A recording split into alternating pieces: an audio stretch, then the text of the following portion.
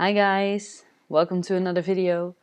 I wanted to talk to you a little bit more about mental blocks, blocks that are holding you back from whatever you are trying to accomplish. So what is a mental block? A mental block is a subconscious belief of about yourself that is holding you back, and that's holding you back because you are going to self-sabotage yourself because you have that belief. And this most of the time happens subconsciously, so you're not actually aware of doing it, but you can see that you're doing it by having thoughts like, I can't do this, I'm not good at that, I need to study more, or I'm not worth it, or nobody loves me, or it's hard for me to say no. Well, things like that are just symptoms of that block that you have. And once you discovered it, you see the pattern of what you're doing, and you can trace it back to this subconscious belief you have about yourself, then you can fix it. You can break through that block and work through it and eventually dissolve it so that you can move forward without that block and actually stop self-sabotaging yourself and going for your dreams. Because we all have big dreams, we all have things that we want to do, that we want to accomplish. And if you can't get to it, there's always that subconscious belief that that is holding you back. And we all have blocks in our life. We all have them. Even the most famous coaches and speakers in the world, they all have blocks. They all have things that are holding them back or used to hold them back. So, and all these things, all these blocks, all these limiting beliefs we've all had them at some point. We all, if we look at the entire history of humankind, we all have this idea, this block that is stopping us from accomplishing whatever we want. And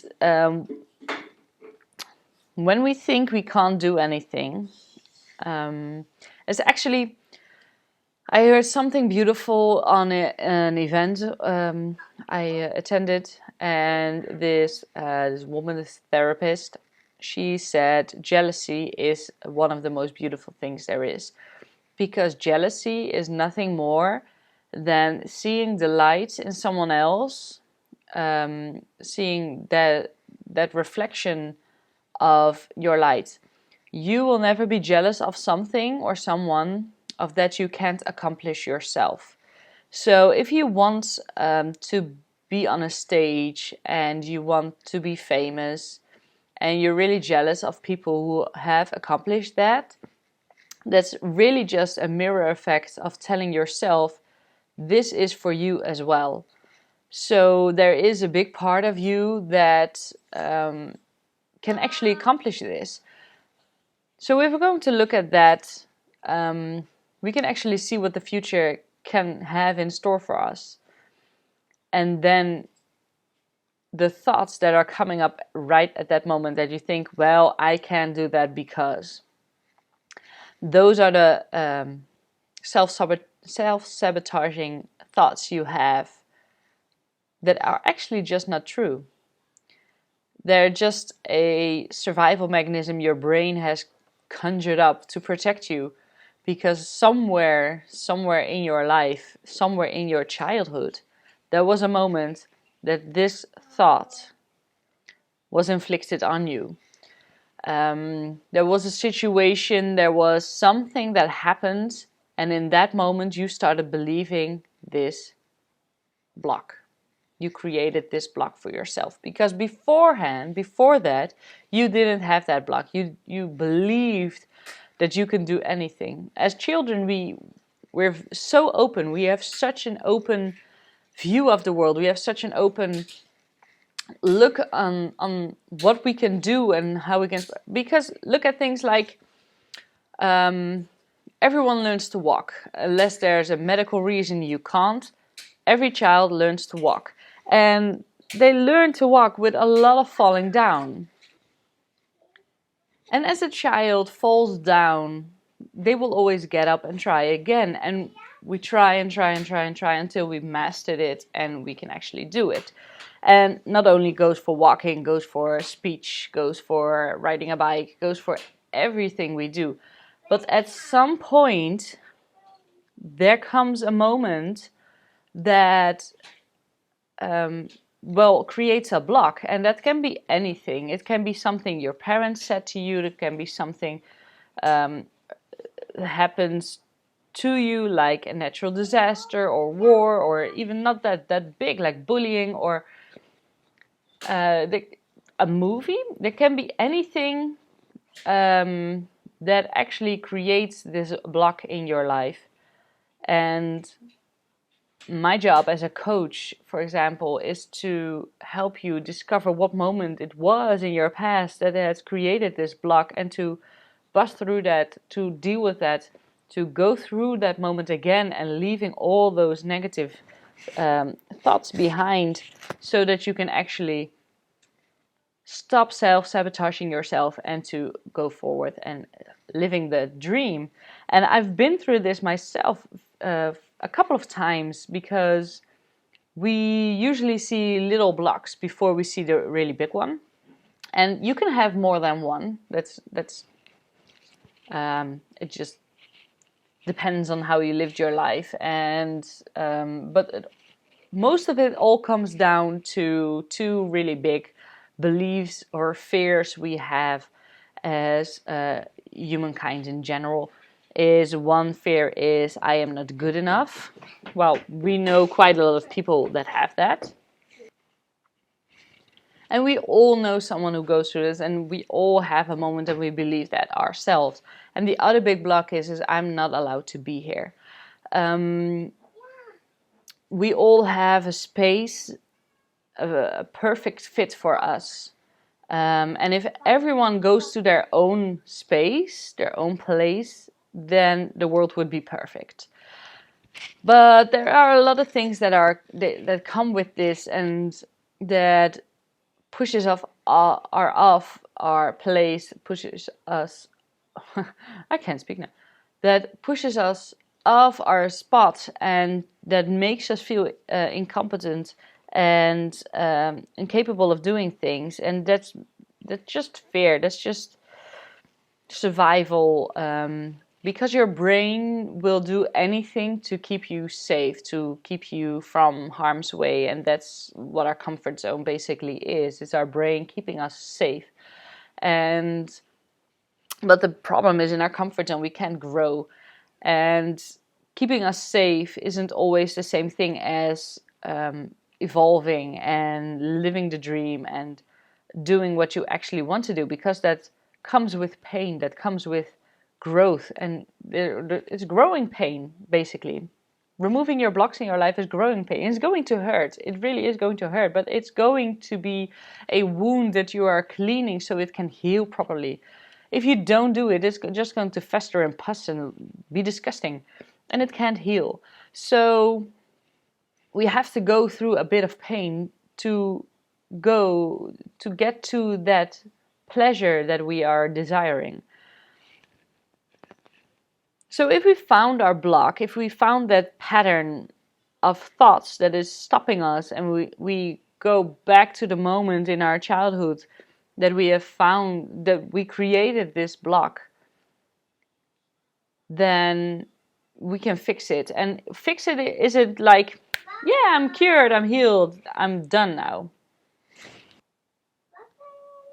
So it isn't, change happens in a split second, that's true. It's just your mind having to change, but you have to go through a process. And the process is close to the grieving process. It basically is the grieving process. And you have to go through that, because you are giving up a part of yourself. You are losing a part of yourself that has protected you from all heartache all this time.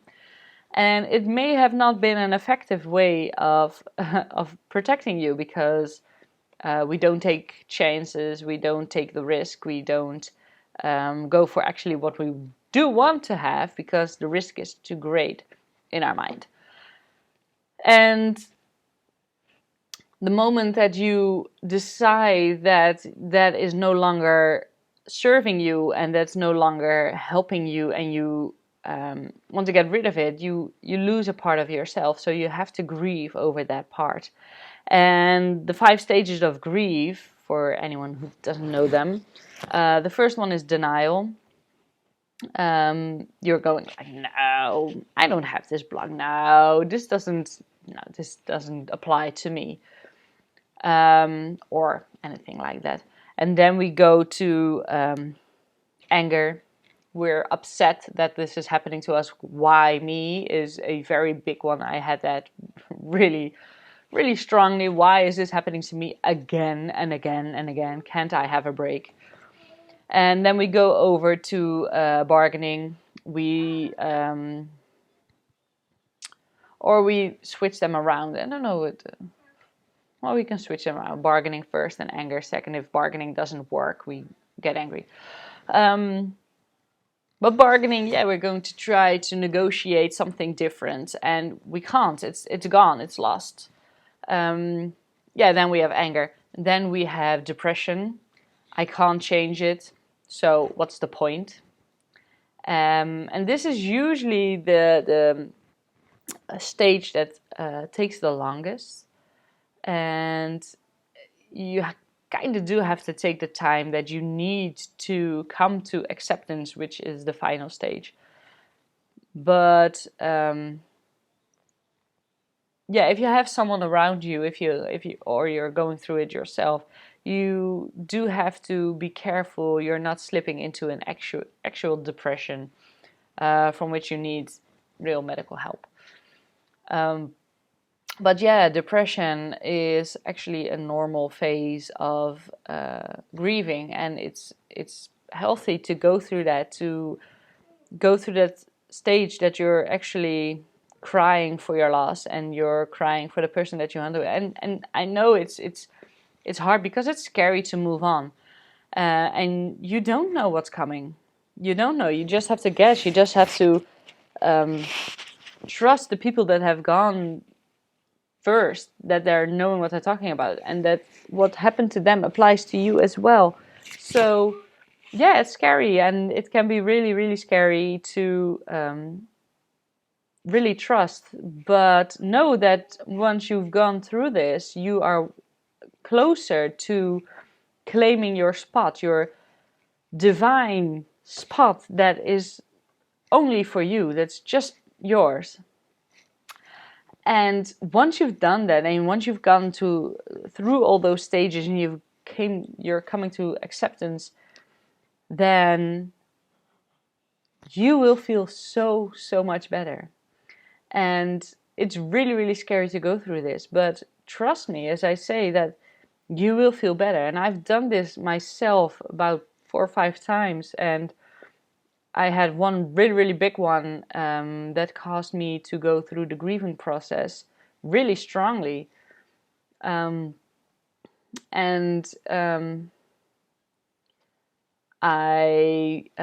first I was like, I actually made a video on this, how to deal with mental blocks. It's really funny because I just found out my block, and I made this like, I'm gonna do this, I'm just gonna fix it, and I'm done. So I was like, yeah, I'm gonna do some affirmations and maybe some meditation, and then I'm done. And that's denial, people. That was fully hard-on denial. I just thought it was going to be quick and easy, I'll be done, and I could move on. And that was a slap in the face because it didn't happen. So first I went through that, like, no, the affirmations will work, but the affirmations didn't feel right. They didn't feel true, and I was getting frustrated, and then bargaining came in, and I was like, well, it worked for me before, so it can work again. And the why me came up, and then I started to really focus on my diet. It's like, okay, and now I'm going to lose all this weight, and I'm just going to Yeah, just it's a new phase in my life, so I'm going to get the body that belongs with that life. And it was like, nope, nope, didn't work that way. Doesn't work. So I got frustrated, and I got really angry, but it was for a very short period. And I yelled at my husband, and I yelled at my children, and then I became sick. I got a stomach bug, and yeah, threw my guts out. And my body was like, oh, stop now. You're not doing it the right way.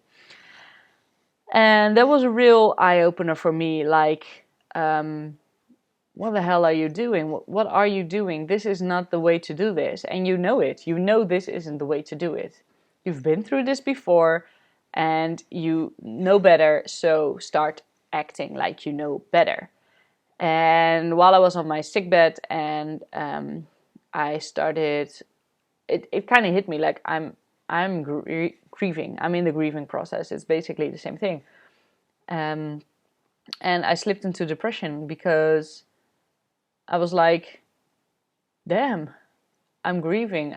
I don't know what to do, and it's scary, and I'm lost. I'm kind of lost. I really don't know what to do. And the depression part took quite a bit. I think it took, well, quite a bit. Kind of depends on how you look at it. But seeing how I did it, how I went through the grieving process before, it took quite a while for me, because I think it was about 2.5, 3 weeks. So yeah, long. And then I was like, yeah, okay, I'm ready. I'm ready to. And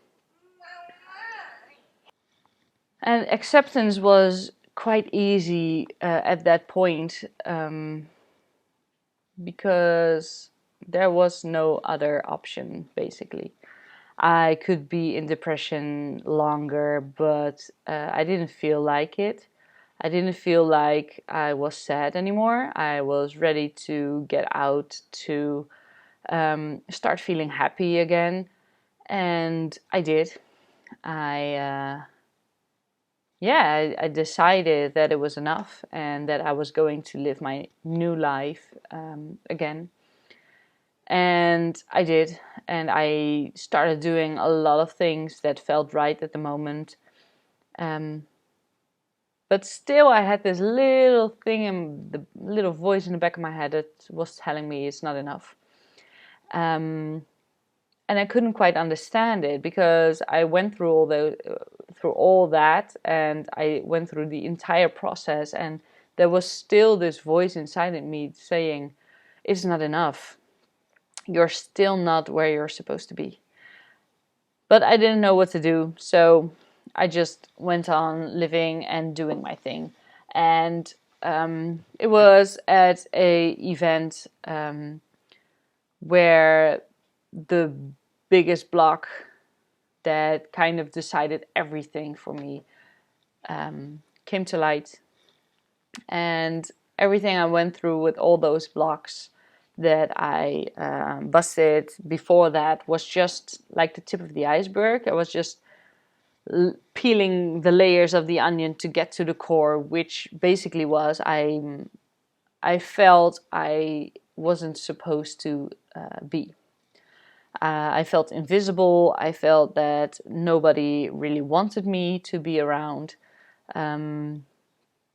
I felt that I wasn't worthy of love. I wasn't worthy of attention and praise and all those kinds of things. Basically, just not allowed to be myself, to be. And even things like the world is better off without me, or will people actually miss me? Can I be replaced? I wasn't suicidal, not at all, but there were thoughts like that came up every once in a while. And it kind of, I always had this funky relationship with my father, because my parents got a divorce when I was 5, and he remarried, and My entire being said that the woman he remarried wasn't to be trusted, and all kinds of things happened. And that made me decide when I was 7 years old to break the relationship between me and my father and to not go see him anymore. And every time I thought about my father and his relationship, I was like, yeah, I dealt with it. I don't need a dad. I don't hate my dad. I don't judge him for what he did. Well, I did. I did judge him for what he did a long, long time. But judgment is always still it's coming from a wound inside you. So that's also a thing to look at when you are dealing with healing yourself. But I watched the documentary of Tony Robbins, I Am Not Your Guru, on Netflix, if you want to see it. And he asked the question, which parent's love did you crave more? And immediately with me, it's my father, because my mother had an abundance in love, and I love her very dearly, even though she's no longer with us. But she has an abundance of love, and I never really... so I never craved my mother's love because it was always there for me. So which parent's love did you crave more? And it was my father. That was obvious because he wasn't there. And then the next question he asked is, who did you have to be for that person to get that love? In your mind, at least, what did you think you have to be for that person to get that love? And my first reaction was invisible. I had to be invisible. And all this time there was a strong belief inside of me that I did not deserve his love. He didn't want me to be here. And that comes through in things like he said he only wanted 2 children and I'm the 4th. So me and my brother, well, he never said we're not wanted, but we're not supposed to be here, kind of like that. And he never said it in a hateful way, kind of way. But my dad, yeah, he sometimes says things that are as like, I know you mean differently, but what you are saying is actually hurtful. But I know that now. So things like that, or the fact that 7-year-old me told him I didn't want to see him again, and he was like, okay, and never reached out and did anything, at least not in my belief. So I had this very, very strong belief that I wasn't allowed to be here. I was supposed to be invisible, and I'm not worthy of people's love and attention and affection.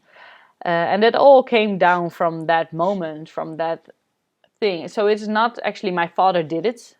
It's not his fault. It's what my brain created in order to keep me safe, to keep me out of harm's way. And at that event, that realization of that block hit me, and it hit me hard, and I was crying, and it was during a meditation, and people actually got out of their meditation to touch me, to put their hands on my shoulder and my leg, and to rub my back. And yeah, it made me feel really, really loved and seen. And I can still get teary-eyed because it was really the first time I truly, truly felt I was allowed to be there. People wanted me there. People wanted to see the real me. They needed a real me. And that was beautiful. That was so, so intense. And we were doing it we were doing a manifestation meditation. So it was really strong for me that came through at that moment. And I saw myself as this beautiful person that I am, and the light coming through. And yeah, really seeing myself for who I truly am for the first time. And it was absolutely beautiful. And that I still hold on to that, because I see quite a bit of videos of people telling, well, you'll be dealing with this the rest of your life. And I don't believe that, because I'm not dealing with it anymore. I feel so strong, I'm so empowered, and I no longer have any thoughts of I'm not supposed to be here anymore. Not one. I don't have them anymore. And it's not like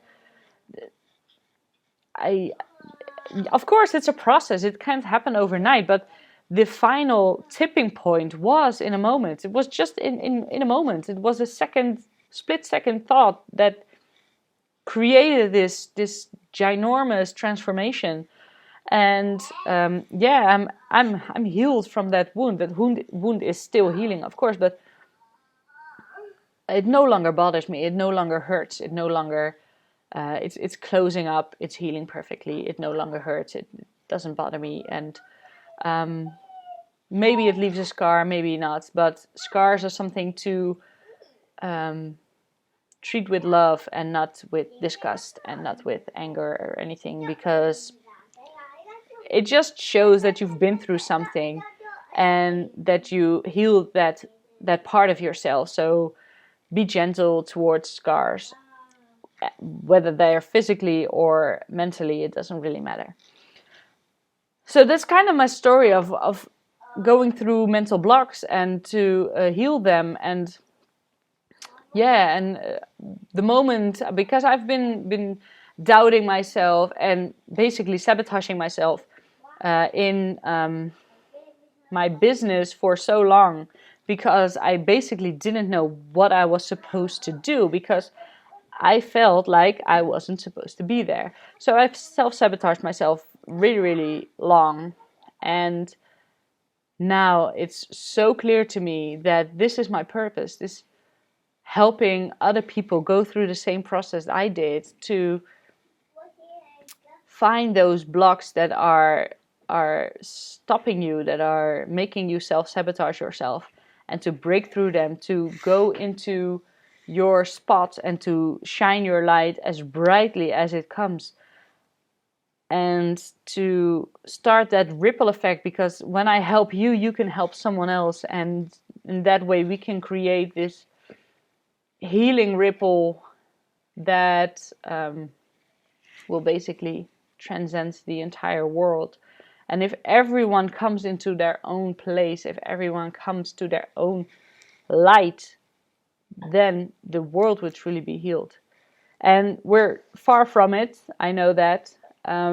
But every one person is creating, that heals, is creating a ripple. So every healed soul is a plus and a bonus. So that's what I am here to do. And I love it.